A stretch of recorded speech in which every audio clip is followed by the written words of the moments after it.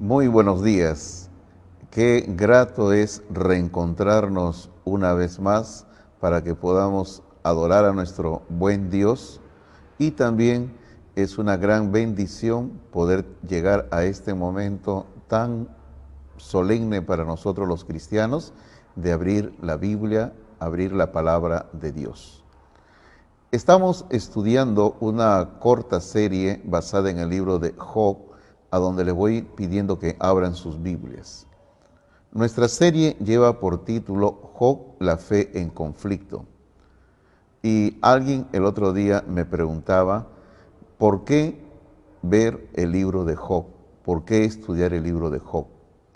Bueno, básicamente tengo tres razones. La primera, porque Job es parte de la palabra de Dios. Y por ser parte de la palabra de Dios, nuestro deber cristiano es estudiar lo que Dios dice en su palabra.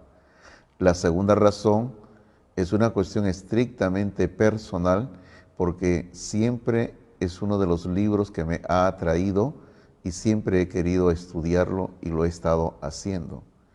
Comentaba hace unos momentos de que en estos días he estado estudiando la estructura del libro de Job. En verdad, soy honesto en decirles de que en este estudio personal que he estado haciendo estos días, he aprendido bastante sobre el libro de Job. Ver la trama que se desarrolla en todo este libro es honestamente fascinante. Cómo Dios desarrolla una serie de diálogos.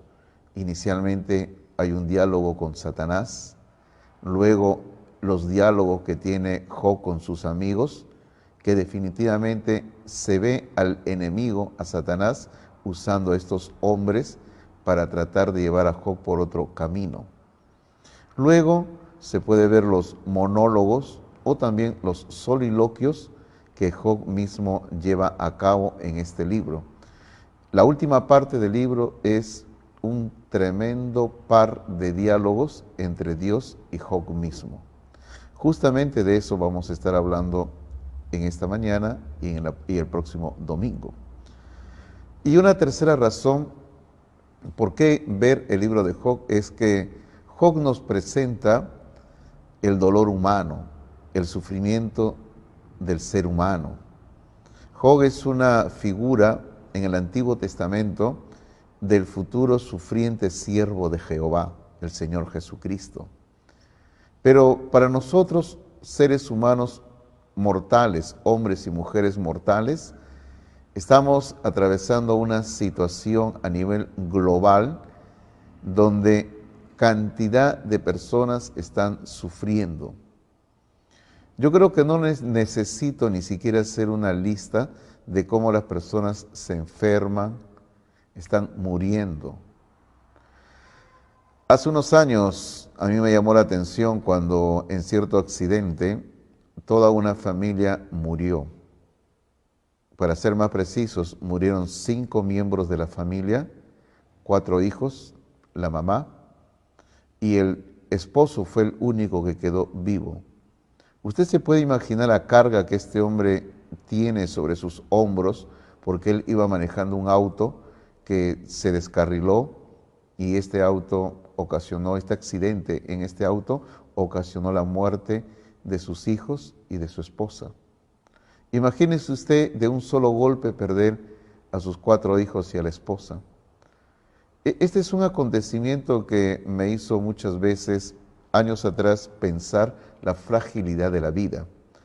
Pero con la pandemia que se está viviendo en estos momentos, la cantidad de casos, tristemente, donde mueren no solamente un miembro de la familia, sino 2, 3, 4, 5 miembros de la familia, es honestamente triste.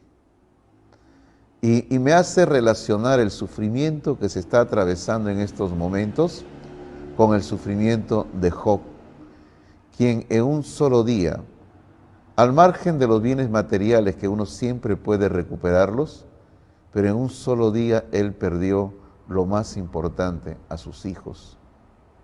Perdió el amor de su vida, sus hijos, sus hijas. Entonces, estas tres razones que he mencionado me han llevado a traer durante estos domingos esta serie de reflexiones, de prédicas sobre el libro de Job, donde nosotros, hombres y mujeres del siglo XXI, podemos vernos reflejados en este hombre del siglo XX antes de Cristo. La lección de hoy, la prédica de hoy, la lección número 3, como usted quiere llamarlo de hoy, lleva por título La filosofía en Job, el primer diálogo entre Dios y Job. Ese es nuestro tema en esta mañana. Hagamos algunos pensamientos referentes al capítulo 3 que en la lección anterior tratamos. Job tiene una forma pesimista de ver la vida. Esta forma pesimista de ver la vida se encuentra reflejada en el libro de Eclesiastés. Si usted le da una lectura al libro de Eclesiastés, va a encontrar que se repite una constante frase: vi debajo del sol, vi debajo del sol. Esa expresión, ver debajo del sol, equivale a cómo un hombre, a cómo una mujer ve las cosas que se desarrollan en nuestra vida y a nuestro alrededor, cómo se están dando, cómo están ocurriendo. El pesimismo en la vida es producto de la ausencia de Dios, en el caso de las personas inconversas, porque no tienen a Dios en sus vidas. El pesimismo en la vida del creyente es producto del haberse alejado de la comunión con Dios. Si usted es una cristiana o un cristiano y hay pesimismo en su vida, es porque usted, por causa del pecado, y hay que decirlo claramente, por causa del pecado que usted ha permitido en su vida, es que usted está dando espacio al pesimismo en su vida. Lo que ocurre es que Dios es quien le da sentido a nuestra existencia. Dios se convierte en el eje y motor de nuestras vidas. Y cuando Dios está ausente de nuestras vidas, el pesimismo ocupa su lugar. Cuando permitimos que el pecado entre a nuestras vidas, el pesimismo toma control de nuestra existencia. En nuestra literatura nacional también ese pesimismo se puede percibir. No hay que ser un experto en literatura peruana para ver, por ejemplo, por un lado tenemos a César Vallejo, quien escribe y describe al peruano que vive en un eterno pesimismo. Lo mismo se percibe en su obra poética de este hombre. Por ejemplo, sin tener que ir más allá, usted puede chequear su famoso poemario Los Heraldos Negros y usted puede buscar ahí el poema Los Dados Eternos. Como este hombre tenía un pesimismo de la vida, él tenía una tragedia ante la vida. Por el otro lado encontramos a José María Arguedas, quien era otro pesimista que tristemente terminó matándose en un baño de la Universidad Agraria. Y así podríamos seguir enumerando ejemplos de cómo el pesimismo en la vida ingresa a la existencia del ser humano y lo lleva cada vez más y más lejos de Dios. Si usted como cristiano, como cristiana se siente en ese pesimismo de la vida, le exhorto en el nombre del Señor para que recapacite y vuelva su mirada a Jesucristo, quien es el único que realmente le da sentido a toda nuestra existencia. En Job capítulo 2, versículos 11 al 13, donde vamos a leer, se nos describe la visita de los tres amigos de Job. Leo la palabra de Dios. Dice así: y tres amigos de Job, Elifaz temanita, Bildad suita y Sofar naamatita, Luego que oyeron todo este mal que le había sobrevenido, vinieron cada uno de su lugar, porque habían convenido en venir juntos para condolerse de él y para consolarle. Los cuales, alzando los ojos desde lejos, no lo conocieron y lloraron a gritos. Y cada uno de ellos rasgó su manto y los tres esparcieron polvo sobre sus cabezas hacia el cielo. Así se sentaron con él en tierra por 7 días y 7 noches. Y ninguno le hablaba palabra, porque veían que su dolor era muy grande. Básicamente, el libro de Job consiste en una serie de diálogos entre Job y sus amigos y entre Job y Dios.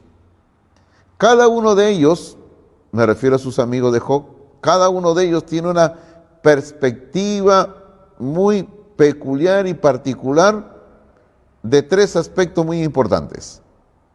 Tienen una perspectiva muy particular, número 1, de la vida.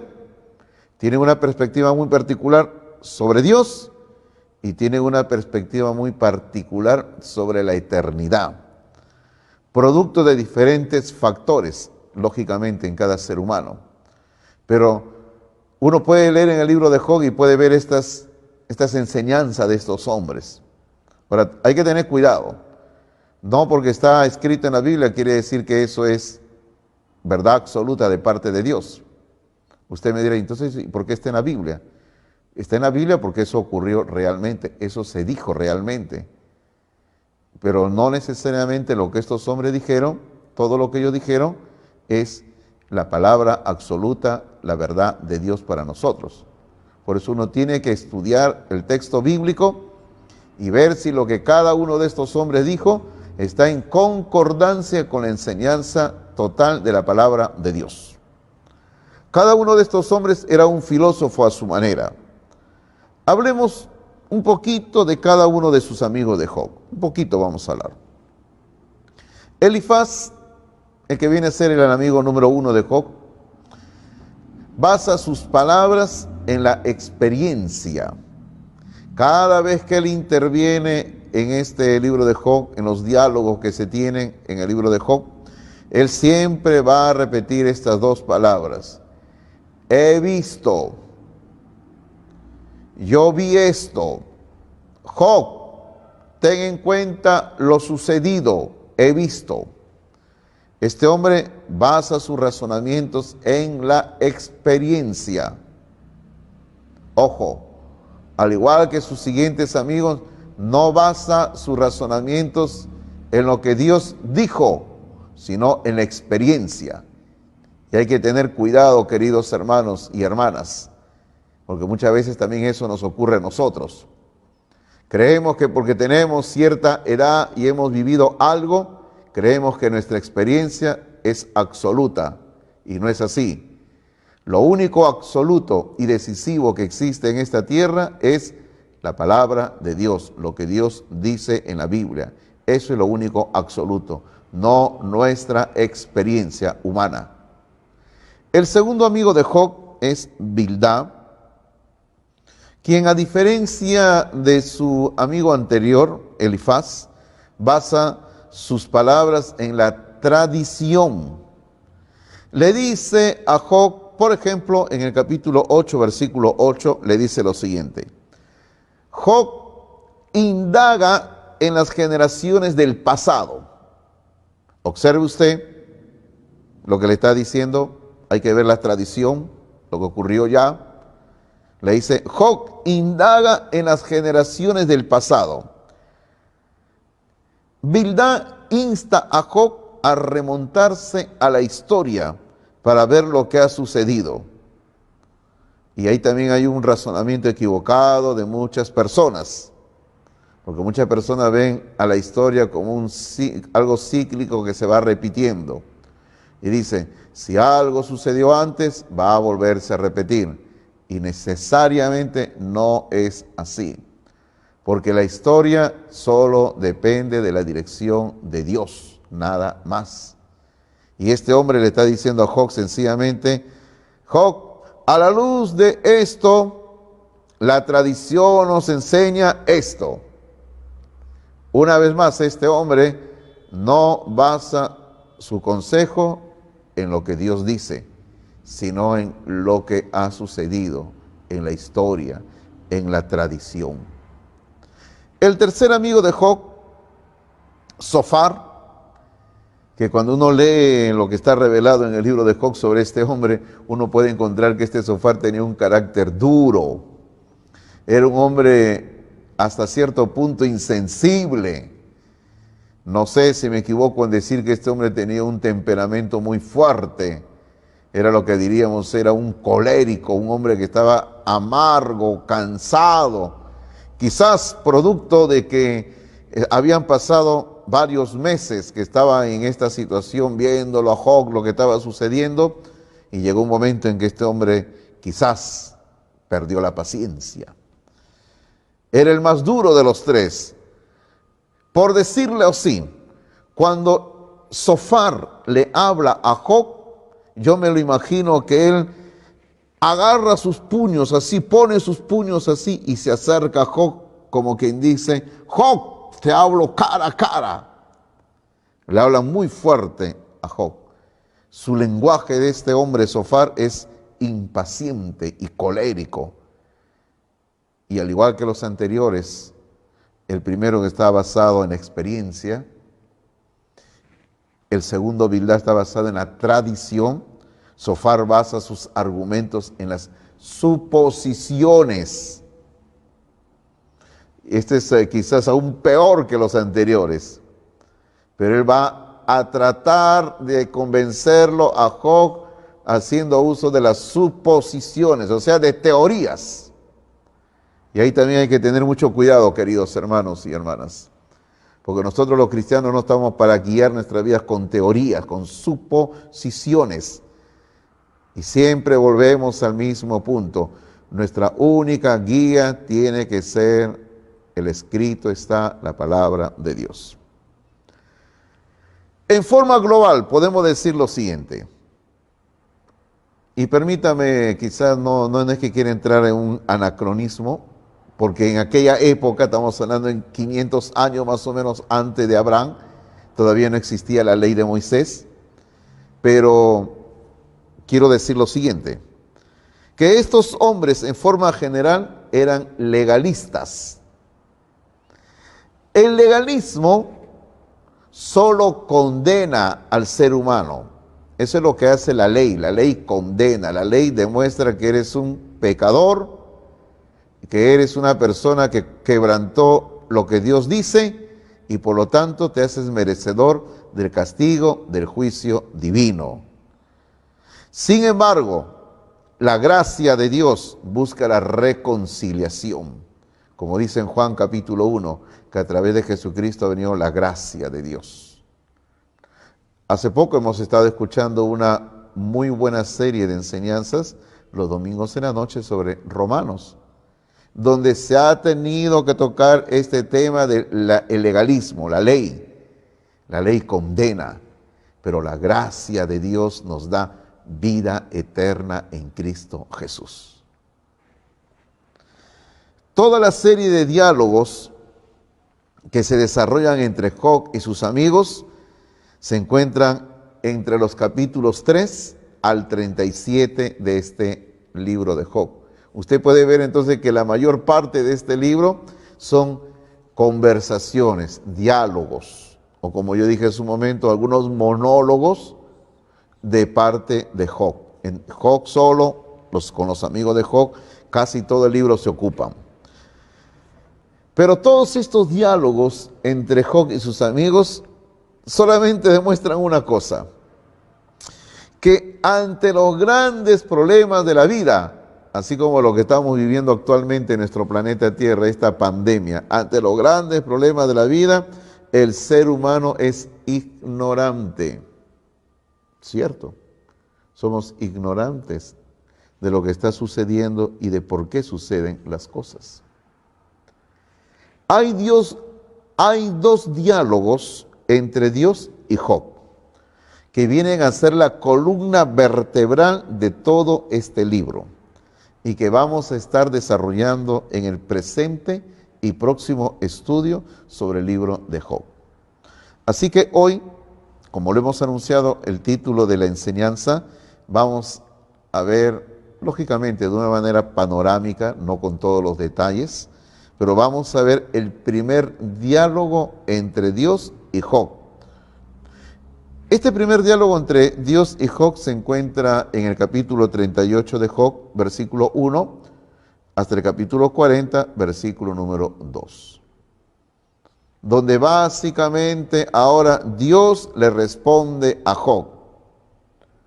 Toda esa sección del primer diálogo, hay un argumento general que Dios va a plantearle a Job durante toda esta conversación. Y sencillamente el argumento es una pregunta. Es así. ¿Puedes tú explicar o controlar mi creación? Así le va a decir. ¿Puedes tú explicar o controlar mi creación? En el capítulo 38, versículo 1, Dios habla con Job desde un torbellino. Yo me imagino que debe haber sido algo sorprendente, por decirlo de esta manera, tanto para Job como para sus amigos, que el Dios creador del cual han estado hablando ellos durante meses, los amigos, Job mismo, han estado hablando de Dios. Inclusive hay una parte donde hablan de Dios como el gran ausente, el Dios que se esconde, que ahora ese Dios se aparece delante de ellos en un torbellino. Debe haber sido algo que les llamó la atención, que les impactó en ese momento. Hermanos, es que Job no necesitaba a estas alturas del drama de este libro, Job no necesitaba la dulce voz de Dios. ¿Por qué? Porque Dios muchas veces en la Biblia ha hablado desde lugares inimaginables. Por ejemplo, a Abraham le habló de noche cuando hizo el sacrificio, porque Abraham necesitaba eso. A Moisés le habló desde una zarza ardiente, porque eso era lo que necesitaba Moisés. Al pueblo de Israel Dios le dio su ley en el monte Sinaí en medio de relámpagos y truenos y temblores, porque eso necesitaba el pueblo. A Elías le habló con un silbido muy apacible, porque eso necesitaba Elías en ese momento. A Ezequiel Dios le habló desde un trono rodeado de fuego, porque eso necesitaba Ezequiel entender quién es el rey del universo. Y así podríamos seguir mencionando. Dios nos habla a nosotros de la forma en que necesitamos oír su voz. En este caso, Job tiene que oír la voz de Dios desde un torbellino. Lo que Job necesitaba era algo que lo haga reaccionar. Y es por eso que Dios entra en escena y Dios lo va a confrontar a Job. La confrontación con nuestros errores se llama una noutesis, donde el ser humano es confrontado, se le pone cara a cara con lo que ha hecho, para que el ser humano reaccione y pueda reconocer el error que ha cometido.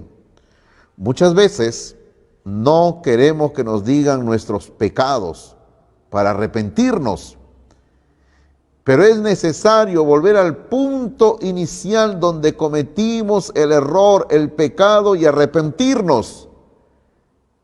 Como la iglesia de Éfeso en Apocalipsis capítulo número 2, donde Dios le dice: recuerda por tanto de dónde has caído y arrepiéntete. Tenemos y debemos de ser confrontados con nuestros pecados. Es por eso que en Proverbio dice que el verdadero amigo, dice, da heridas, da golpes, porque te dice la verdad. Es interesante lo que Dios no hace. ¿Y qué es lo que Dios no hace? Por ejemplo, Dios, ahora que se le aparece a Job y en este primer diálogo y también en el segundo diálogo que Dios nos permita ver el próximo domingo, Dios, por ejemplo, a Job no le da ninguna información en cuanto al diálogo que hubo entre Dios y Satanás cuando todo esto comenzó en la vida de Job. No le dice nada. ¿Por qué? Es algo que le pertenece a los misterios de Dios. Segundo, por ejemplo, Dios no se disculpa con Job por haber estado callado durante todos estos meses que le está durando esta prueba en la vida de Job. Job la ha estado reclamando a Dios. Los amigos de Job han estado tratando de excusar a Dios a su manera, pero de esa manera querían llevarlo lejos de Dios. Pero ahora Dios se aparece después de semanas y Dios en ningún momento le dice a Job: discúlpame por no haber respondido a tus preguntas.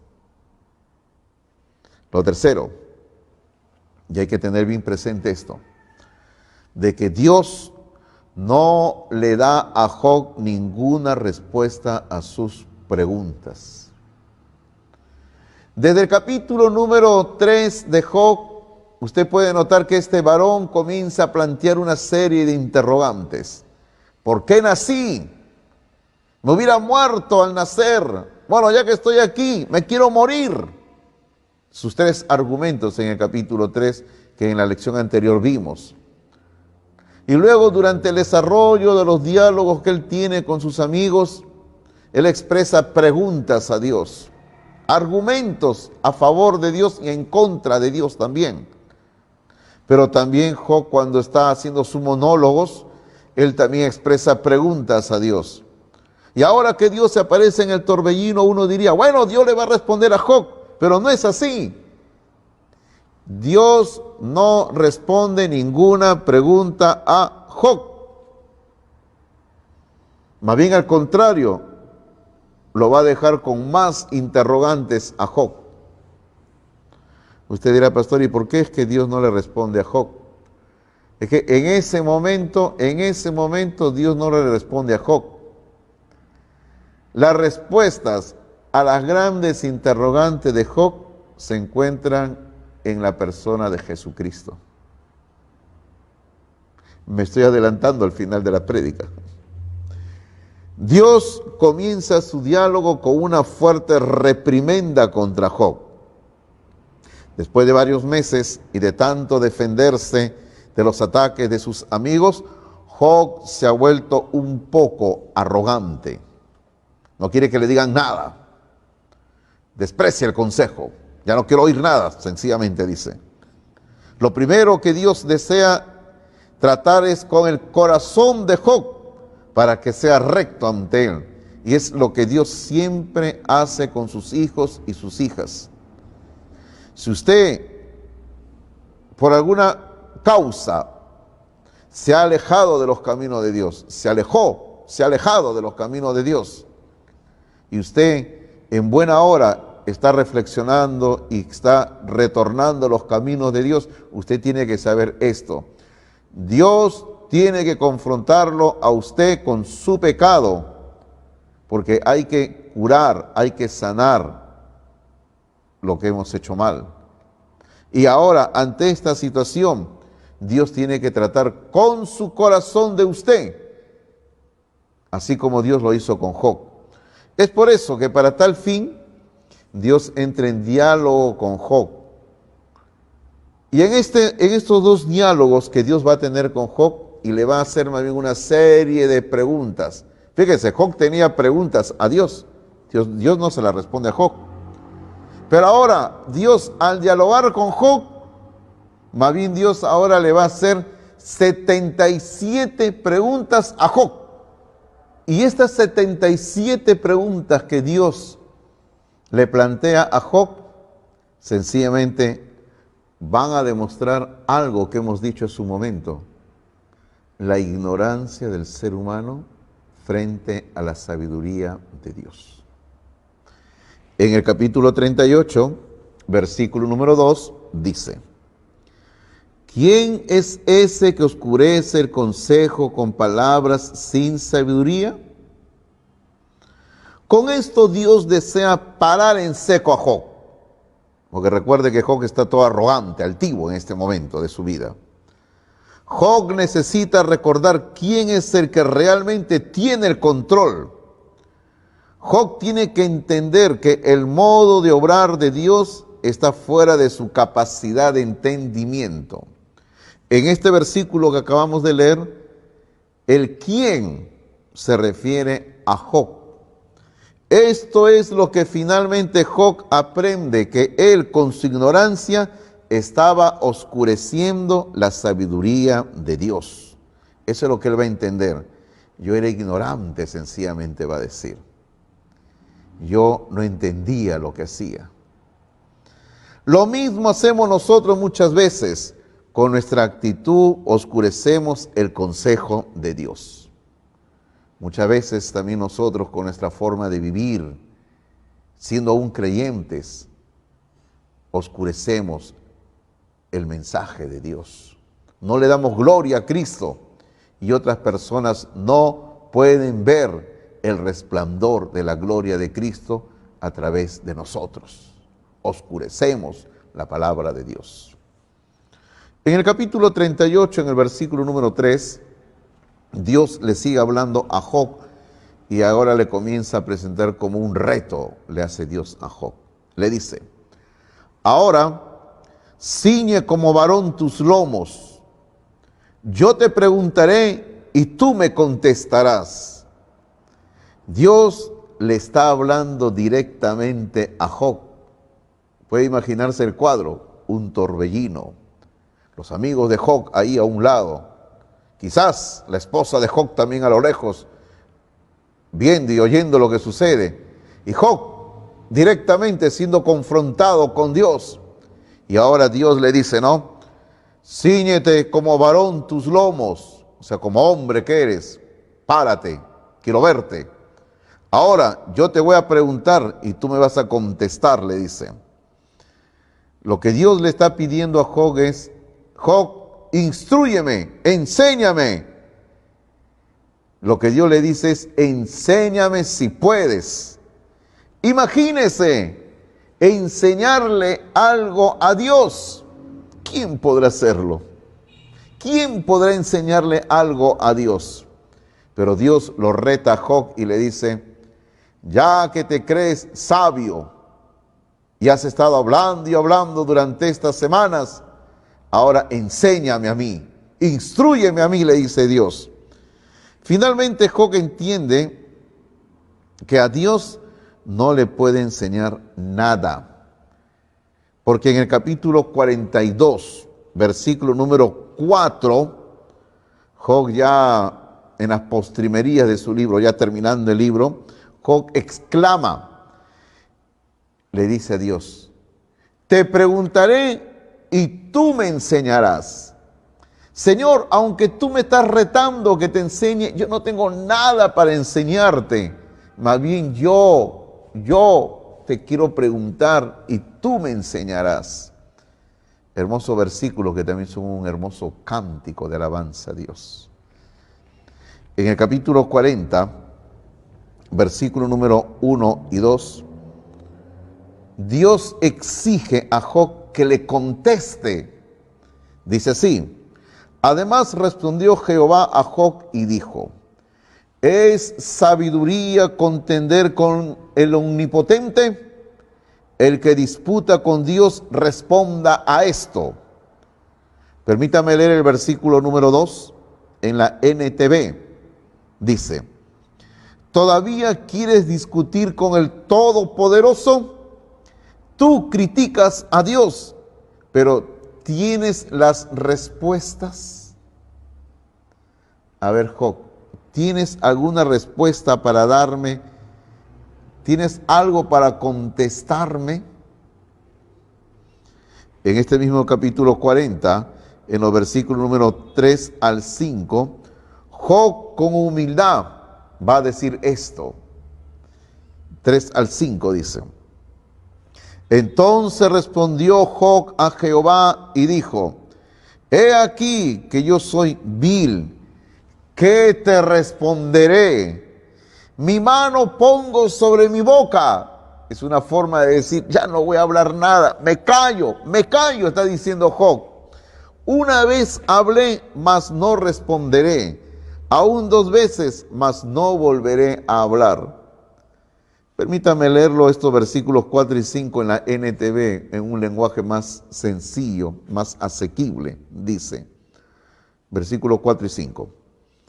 No soy nada. ¿Cómo podría yo encontrar las respuestas? Me taparé la boca con la mano. Ya hablé demasiado, no tengo nada más que decir.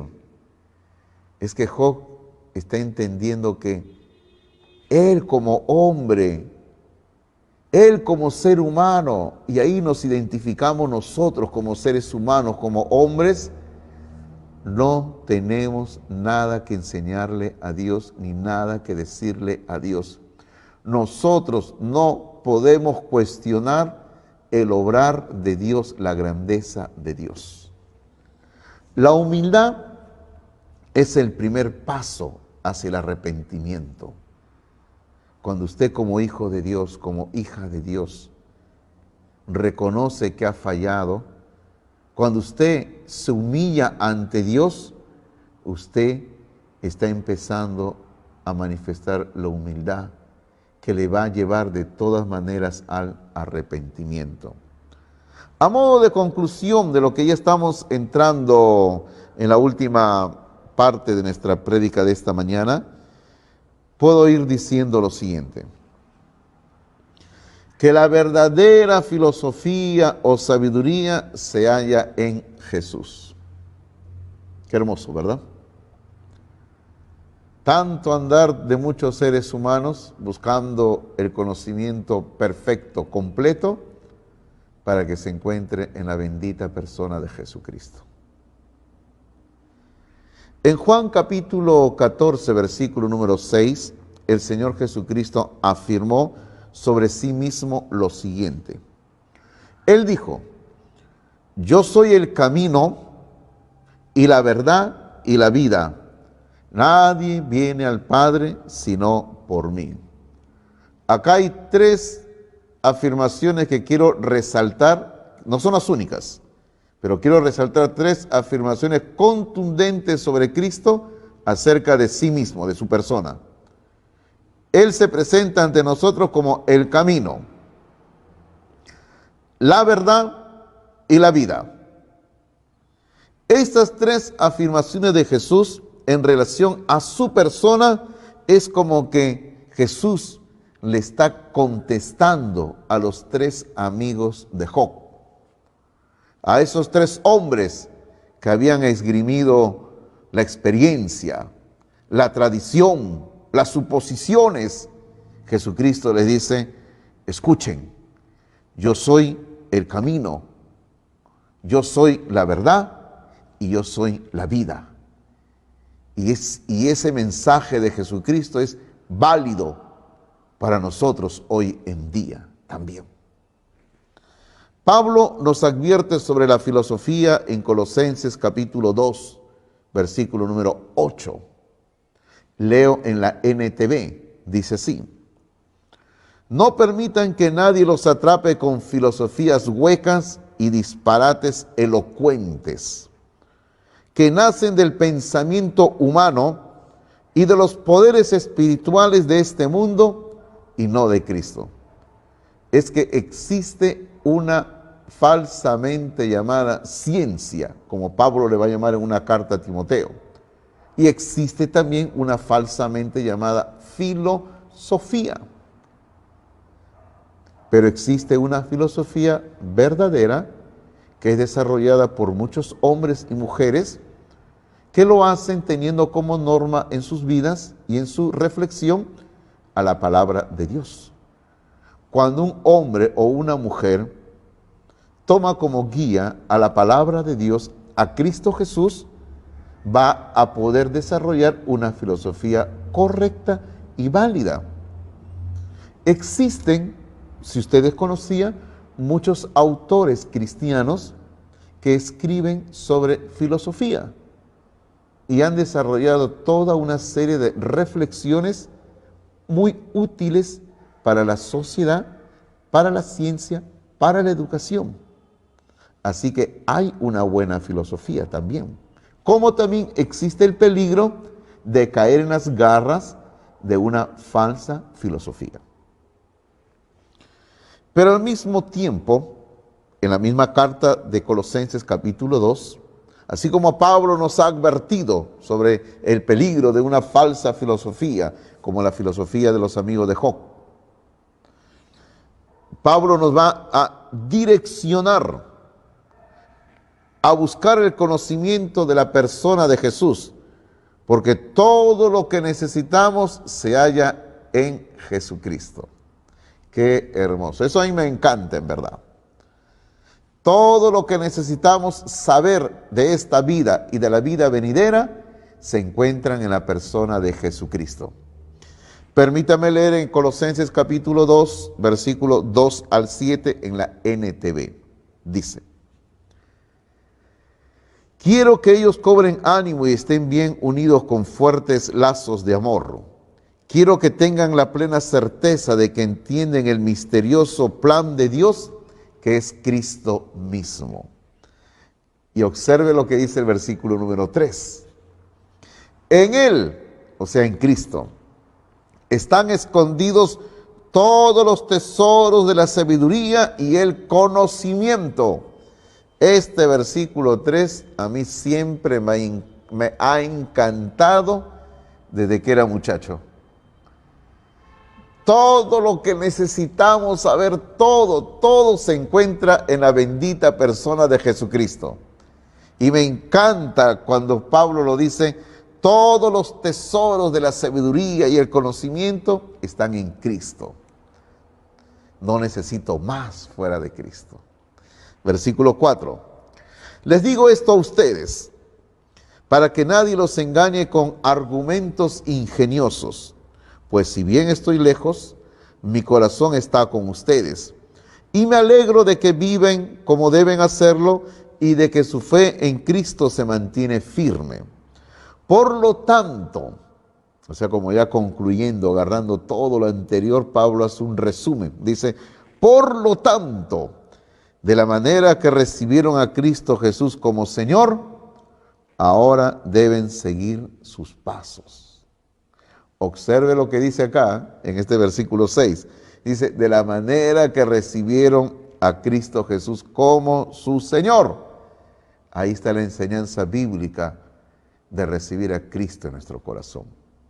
Y al verlo recibido a Cristo, ahora hay que seguir los pasos de Cristo. Arráiguense, dice el versículo 7, arráiguense profundamente en Él y edifiquen toda la vida sobre Él. Entonces la fe de ustedes se fortalecerá en la verdad que se les enseñó y rebosarán de gratitud. Observe usted la palabra la verdad en el versículo 7. Y Cristo Jesús en Juan 14:6 nos dijo: yo soy el camino, la verdad y la vida. Todo lo que necesitamos saber se encuentra en Cristo Jesús. Job tuvo que ir entendiendo esto, de que todo está en Cristo Jesús.